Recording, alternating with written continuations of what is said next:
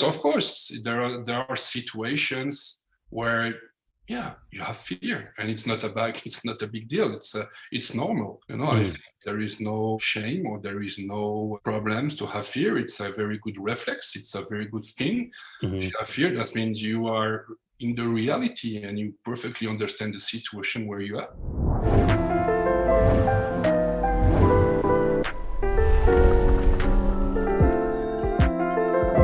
Hello. Hello, bonjour, bonsoir, comment ça va? Cool. Ça va très bien. Oh, can we do it in French then? Yeah, no. but then Jackie can't do it with us. That will be wonderful. I will do my best. My English is a bit like. So, Philippe, how did you decide, do you ever get worried about these places that you're shooting pictures? Well, not really, because I traveled there for almost like 11 years, and I'm still traveling there now. Yeah. So I can have some like good reflexes and know how to travel and with whom I'm traveling with. So yeah, I don't have the feeling that I have to be in such stress situation or things like that. No. But let's back up. I mean, what made you want to be a photographer? Is it a photographer, or is it really that the work that you do is really capturing people in these incredible moments? Is photography the best way to do that? Was it the art first or the people?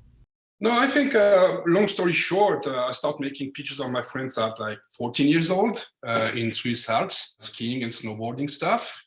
And then I realized I was really liking it. I was in love with photography, the medium. And then I started making more and more pictures over the years. And I then decided that it will be my dream job, my dream activity. And after a few years, then I've really fallen in love with what we call documentary photography. I've been traveling the world and telling stories. Yeah, I really think it's telling stories and having a good excuse to travel. And photography was the perfect tool for me. Yeah. Most people think of traveling like they're going to go to Hawaii, and, you got this penchant for the Sahara. Somehow, did the desert grab you? Did it, is there something there that's special? Well, I didn't start photography with traveling to the Sahara. I really started my career working with magazines first, Swiss magazines locally, and then in Europe, and then a bit more worldwide with bigger magazines. And then those magazines send me overseas on assignment. And then I started working more and more in Africa. Yeah. And I was really attracted and really curious about rebel movements. So I started working a lot, covering rebel movement actualities and stories. And then one assignment was about the Tuareg rebels in northern Mali in 2008. So that was my first trip in the Sahara then. And I realized that there was plenty of stories to do. Then I decided to continue to cover stories in the Sahara and the Sahara people, of course. Now, when you first went there, do you remember when you first went there, you're just driving in the car and you're, before you ever took a picture? Yeah, well, that was like a funny story. I stayed in a very, very far from the front, almost a week, in a kind of abandoned touristic resort for like 7 to 8 years. Then 2 guys picked me up in the morning. We drove 2 days and a half without even stopping or just like for cooking and just for a few minutes. And then I arrived in a rebel camps at night when everyone was sleeping, and I slept somewhere, and then I wake up in the middle of a crowded people and fighters, and it's all started like this. Yeah. You brought up in something important, I think, which is that first it was a resort. It wasn't, it sort of progressed to where we are now, but people were going there, they were having a good time. What were people doing there? And was it male, female? I mean, what was happening in some of the resort areas? Well, it's a very, very large area. We're talking about between 8 and 9 kilometers squared, and it's almost like 8 to 10 countries. So it's a very, very large area with a lot of different practices and a lot of different beliefs. And so locally, when the areas I was traveling to, they have let's say a hard life and a resilient life. Life is hard over there. There is it's extremely difficult. There is no development, lack of water, lack of food, lack of schools, lack of so many things. And so, I like to put it that way. It's a hard life. Point. Now, how do you, because you're coming in from outside and you shoot with a large format camera. So imagine it's taken a minute to set that up. I mean, have they seen large format camera before? Have they seen a Frenchman, coming in from outer space and, Well, I think they didn't care really about the camera. They were more aware about like how long it's going to take. And usually they're okay with few minutes of shooting. Then with a large camera, it's 10, 20, 30 minutes sometimes. You have to set up all the things. You have to set up sometimes the light. You have to wait for the good light. You set up the tripod, your camera, your films. It's taking a lot of time, but it's a plus for me. It's a plus on my side because, well, they see me working around. They see me trying to build something. So it happens that something like a bubble between the model and I call it the model or the person I'm gonna photograph. During this time, they like seeing me turning around, making me nervous because it's not working. So sometimes it's more about having good jokes, having me turning around and making my nerves about why it's not working. Right. And but most of the time when they saw me and they still see me putting on my camera, they say, "Oh God, it's gonna take an hour. It's gonna take so long. Right. It's hot. We are tired.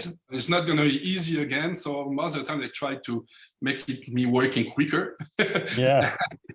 Or they have like funny jokes about what I'm doing with this camera coming from nowhere from them. Yeah. Now you're shooting in these giant vistas, but they're covering their faces. Is there are their faces always covered? And is it, how do you make that connection with them? What language are you speaking?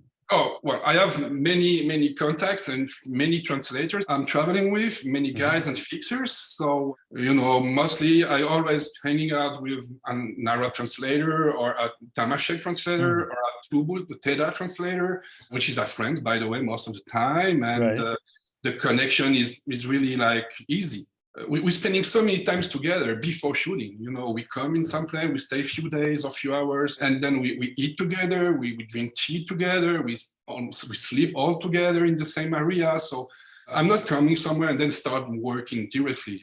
Waiting on me, trying to understand what my environment is, what are the photos I want to take, and what is the situation, where are we, what's happened here. So before taking a picture, I'm trying to get all information is possible, then trying to like making a good picture. It could be a portrait, it could be a landscape, but yeah. Do you tell them that, do they know ultimately, do you show them examples? Because it sounds like you have to build trust and a rapport so that they'll start to relax and just be who they are. Do you bring books with you to show other examples of your work, or do you keep that? Yeah, I bring magazines, books I've done before with exhibition or stuff like that. But most of the time it was magazines. Right. So a picture with me, it helps a lot because there is a direct confidence. They understand what I'm doing, why I'm here for. But if it was not easy the first years because I didn't get any publication at the beginning, But after 2 or 3 years, then I start coming with my magazines and with all my publications. And then there was not enough problem. And then afterward, there is no magazines anymore because people know you. They know what you are doing here. You have a bigger network of guides and fixers and friends and brothers. And so they are talking for you. They say, no, it's our brother. He's coming with us. We are going there, we are doing that. And if you have the good guys with you, then the trust is emerging really easily. So when you go, it is such a big area. How do you know where you're going to actually shoot? Well, it's a long time of preparation and documentation. Sometime I got an idea. I want to go in a very remote place. It can happen that it takes 2 years for me to go there because of security reason, budget as well, or just because we don't have the good network of people to go there. So sometimes you can reach places very easily, even if they are really remote. And sometimes in a teeny place, not far from a big city, you can't go there because there are activities or there are things people don't want to be involved or don't want to participate. So it's a quite weird algorithm. You have to wait and be patient, and then one time you get the call, say, you told me about this place 2 years ago. Now we can do it, but we have to do it now. So Philippe, what's the where did the title come from? It came quite naturally. I realized after a few years that there are really similar dynamics of the years and over the histories of the area, always the same, the lack of development or difficulties of comprehensions between North population and South population, and all those dynamics coming again and again in the same cycle over the years since the 60s and even before, even during the colonialism era. So yeah, I found this title quite naturally because it represents exactly what I was covering on. Yeah, it's a huge area. It is. And these specific areas, they're in different countries that you have here, yeah? Yeah, I mostly work in northern Mali, northern Niger, and southern Libya, and a little bit in Mauritania, which are the core center of the Sahara. And this desert just really grabbed you for some reason, just keeps you coming back. Well, I don't like to say that I fall in love with the Sahara because it's not the case, but every time I've done some images, there is another idea coming and I want to do more and I want to do more. There's a new place that I cannot go. There is a new people or new group that I would like to meet. Yeah. And so if you are building stories, then you cannot stop. You are always curious about new travels, new roads, new people to meet. So yeah, it was like that. I came back from a trip, then I really want to start a new one because I feel that the story is empty. There is things that are not covered. So yeah, continue. When you're out there in that desert, do these people think they're from these countries or do they think they're from the desert? Oh, first day from the desert, definitely. Yeah. Now, depend in which part of the country or part of that you are, some population are really in touch with their nationality. They are really in touch with where they come from, but definitely at first, the first layer is people from the desert. Yeah. Look at that. So tell us of the story here. Oh, this is a young MNG fighters. MNG was a Tuareg rebel group that has covered in 2008. And this young fellow was always with us in the car and during our travel. He was a little bit like our little brother, always coming with us. And he was, yes, as all the young people there, they are always trying to wear flashy covers, flashy, call it turban in French. Okay. But I don't know the name in English. I'm sorry for that. Oh, yeah, that's okay. Yeah, okay. Who's this gentleman? This is a Tubu commander. The Tubus are Saharan communities mostly present in the east side of the Sahara, in Chad, southern Libya, and in East Niger. And he was joining with few of his fighters. He was joining the rebellion that time. Now, is that coat? It looks like it's 100 degrees out there. It's a Libyan coat, Libyan army coat. Yeah. But is it hot or what's the temperature? Well, we were in winter time. We were in February, so it was a little bit cold. Yeah. And what are these people doing? It's a commander meeting. Yeah. Regular discussion about strategy and playsets and regular problems during the day between all these commanders. Now, when you sit with these, will they let you listen in on what they're talking about, or are you far away? So I'm in good distance, and they speak Tamashek, so I had no chance to listen a single word. But I mean, just to give a little context, though, who are they? What's going on in terms of the danger around? Who are they? Kind of in conflict with? Just to give us a bigger sense of what's actually happening here, right? I mean, they're strategizing, but where is the enemy, if you will, or who are they worried about? We are specifically having a picture of the Niger rebellions from 2007, 2008 till 2009 now. There was, in the same time, other fronts, especially in northern Mali, with exactly the same situation and same problems and same dynamic. We were most of the time in extremely remote places, surrounded by the national armies. So all the questions and all the topics were about how we can move. Can we get outside? Do we have to stay here?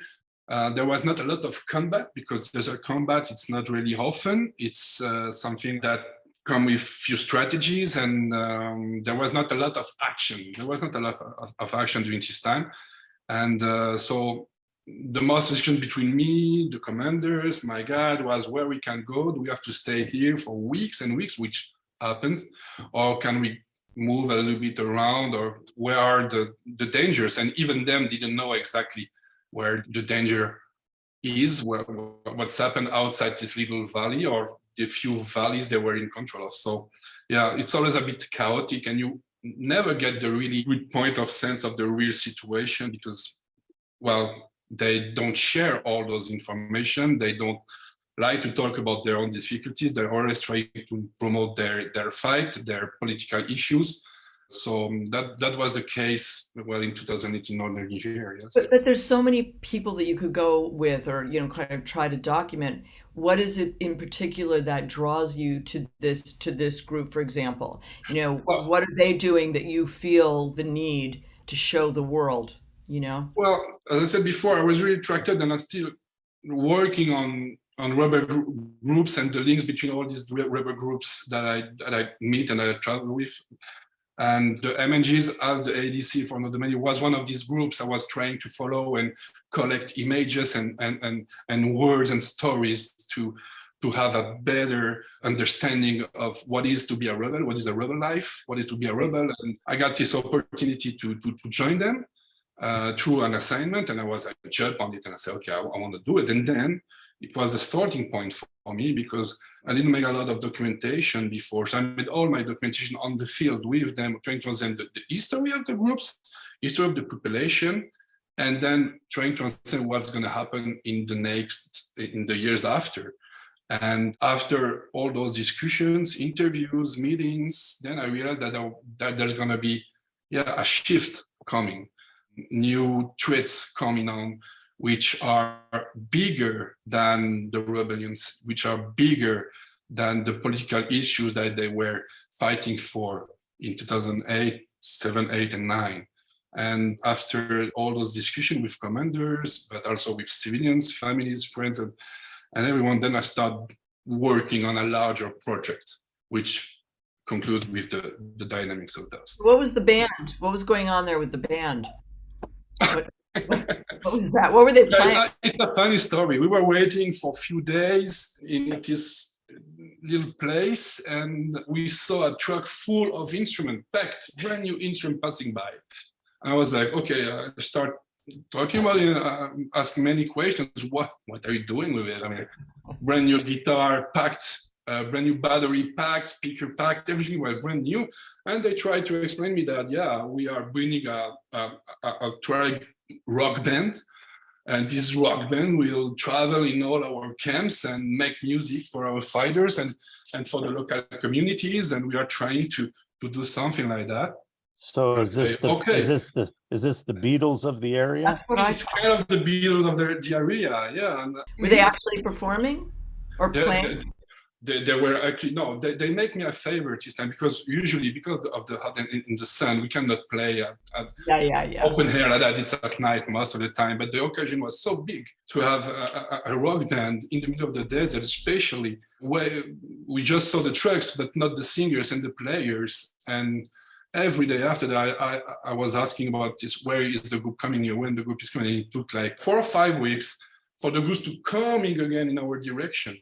So every day I was addressing everyone. So where is the group? That's a big picture I want to take. So it was like when they get here, and we got this occasion to take a shot of it. Yeah. Most of these people you're photographing, do they spend their lives in the desert, or do they go to the city and then come back, or do they spend their lives out in the desert? Well, it's a 50-50. There are a lot of nomadic people joining them back in the days, and also locals, inhabitants of the cities, and even from Europe, students that were making university in Europe coming back for the fight. It's usual. It's a classic situation in this aspect. So yeah, it's a mix of a little bit everything and everyone.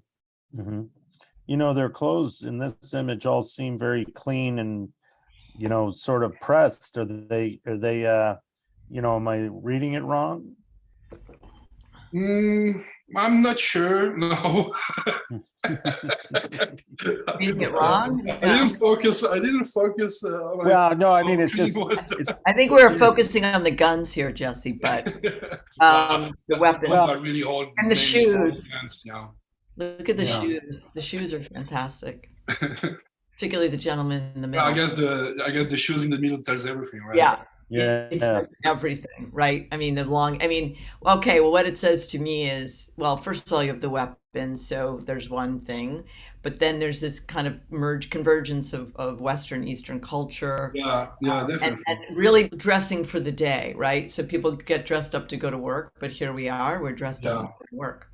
A lot of pride and dignity there in that image, in my opinion. Yeah, this is a very haunting image.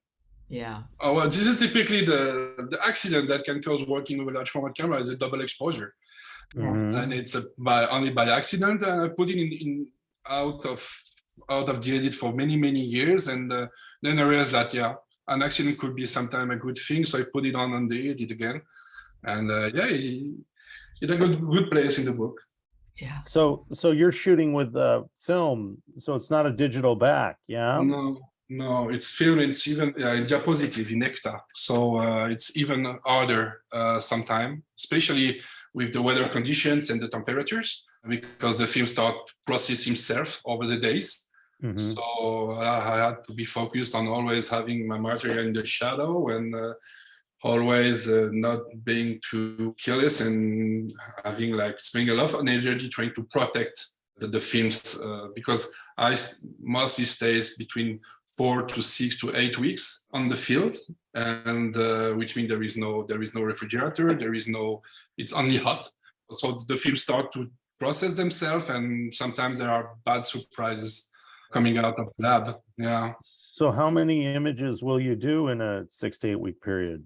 Oh, well, when I'm working with large format, I only take 100 sheets with me. So I can only make 100 pictures. Yeah. Wow. That's all. I don't have the place in my bags. I cannot have more. It's too difficult. So you have to really be careful about what images you shoot.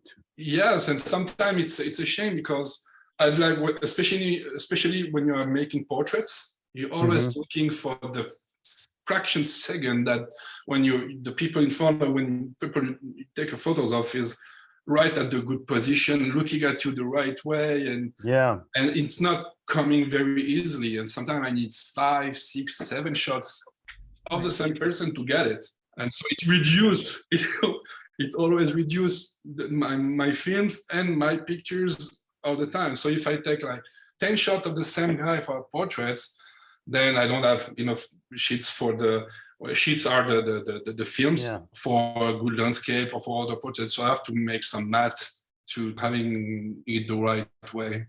Good news is you have a lot of light, so you can get the focus right. Yeah. Yeah. Yeah, and thinking of obviously Cartier-Bresson, that kind of the moment, right? So how is that you decide what is the moment where you take the photo? How do you know? Is it an intuitive thing? Well, first of all, the real master, the boss, is the light. Yes, that's the boss. So I have to choose the best light at the best moment, and if possible, with when we are talking about portraits, with a good background. So when I found the background, then I'm waiting for the light. Usually, for the portraits in the Sahara, I have a 25 minutes for make one portrait, which is the perfect light around 6 a.m., 6:30 a.m. Then it's over. The light is so flat and so hard that you're spending time for nothing. Right. So it's usually 1 picture, 2 pictures a day, sometimes when you're lucky enough to have the perfect light for portraits and sometimes for landscape as well. Now, what is the structure that they're in here? Those are abandoned houses in a village called Beibara in northern Mali. Now we are with the Malian fighters, rebels. Yeah. Now there's a lot of images of decay in these things. So was it once a vibrant place and it's no longer?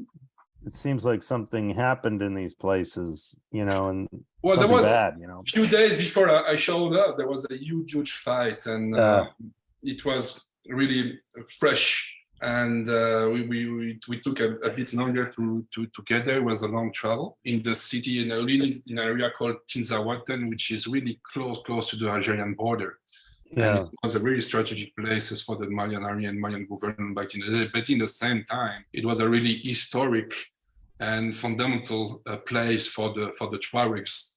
And they were really focused on keeping and fighting for it in 2008 and keeping it out of the Malian army. Mm-hmm. Do you ever feel, I mean, like, are you afraid when, and how often during these journeys have you ever felt like, you're really in real danger? I mean, how is your mindset? Yeah, well, it depends. It's not always living in the sentiment of fear, because you're traveling, you are surrounded with friends and people. Right. So you try to keep the same level of confidence than them, But yes, of course, there are situations where, you have fear, and it's not a big deal. It's normal, I think there is no shame or there is no problems to have fear. It's a very good reflex. It's a very good thing. Mm-hmm. If you have fear, that means you are in the reality and you perfectly understand the situation where you are. Sometimes when you travel, that might happen. You have really bad, if you're meeting, or there is it could be road accident, it could be fighting, it could be attacks, could be ambush, it could be people trying to kidnap you or whatever. Yes, so from time to time, there are situations when you have fear, where you are even sometimes panicked, of course. But I've been so lucky to travel with such nice guys, and that I can call brothers now, that they were always taking care of me and always explaining me the situation very well and how we're going to get out or how we're going to manage it. So I was not alone. I was always surrounded with people, and really, very good people. Yeah. Do they ever visit you in Switzerland? Some of them, yes. I was just thinking that it's so different. I mean, are you from the mountains? Are you from Switzerland? Yeah. So I'm from the mountains. I grew up in a ski resort. Right. So the irony or the beauty of the fact that you grew up in the mountains and then you spent a lot of time in the absolute, antithesis of where you were raised. Yeah. Is kind of a wonderful thing. Yeah. Incredible image. Yeah. Well, thank you for sharing this with us. Just as fascinating and really beautiful, beautiful work. And for those who want to, find this book, where can we find it? Well, I guess in every good libraries, I think are some on I'm sure you can find online distributors. You can find the book, and I think with my editor Patrick Frey, we can find it, of course, in good libraries around the world. Yeah. Thank you so much. Thank you so much. Thanks for having me. Thank you. Yeah, it was great. Thank you. Incredible work.